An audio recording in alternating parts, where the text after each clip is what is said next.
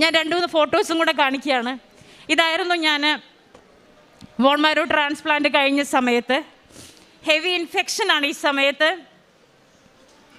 Count കുറഞ്ഞിരുന്ന സമയമാണ് ഈ photo. അതിനുശേഷം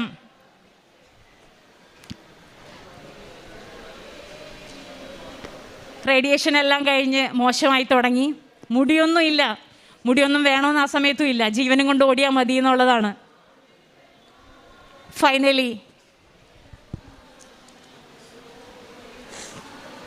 ഞാൻ ഇങ്ങനെയാണ്.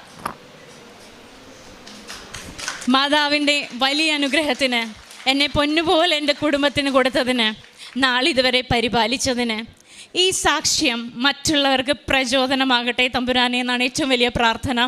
എല്ലാത്തിനും ഒരുപാട് നന്ദി മാതാവമ്മേ. ഇവിടെ നിന്ന് പ്രാർത്ഥിച്ചിട്ട് പോകുമ്പോൾ ഡോക്ടർ അവിടെ ചെന്നപ്പോൾ പറഞ്ഞത് 7 ദിവസമുള്ളൂ എന്ന് പറഞ്ഞ ആളാണ്. 1.5 വർഷത്തിന് ശേഷം മാതാവിനോട് നന്ദി പറയാൻ വന്നിരിക്കുകയാണ് ഇവിടെ.